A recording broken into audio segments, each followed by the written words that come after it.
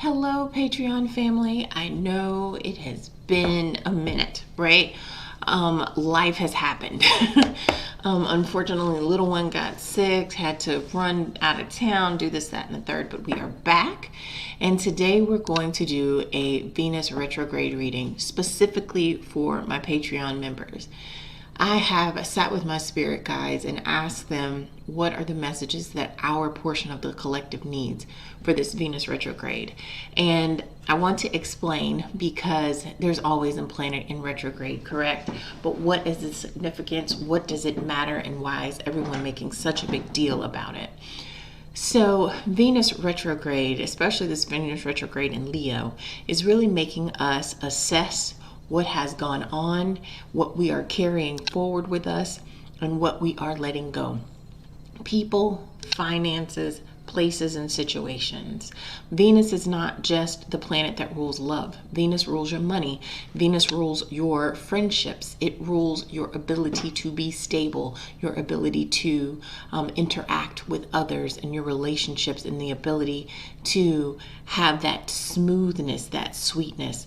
So I have asked all of your spirit guides, the highest truth and compassion, to come through and to give us what it is, the top 3 things that we should be focusing on during this Venus retrograde. So I'm going to ask you to take a deep breath and release. There's the first one. All right, what is it that we should focus on? There's the second and the third. And of course, this can be different for each individual, but as a collective, this should resonate with most of us. And if you are looking to have a Venus retrograde reading for yourself, they're available for Patreon for $22. You can get a full look. Oh, hold on. Not all the cards. Let's bring these. All right, so there's actually 4. All right, let's see what we got here. Okay. All right. So everything's in reverse here, which makes sense to me because this is a retrograde. So we're having to evaluate. So when we ask Spirit, what are the things that we need to evaluate? These are the 4 things, okay? The first thing that popped out for us that we need to evaluate, the 7 of Wands reverse. This is saying, what are you doing? What are you working towards? What is your main goal? What is your motivation? You're working hard, right? You're working hard, but are you making any progress? Are you just staying busy?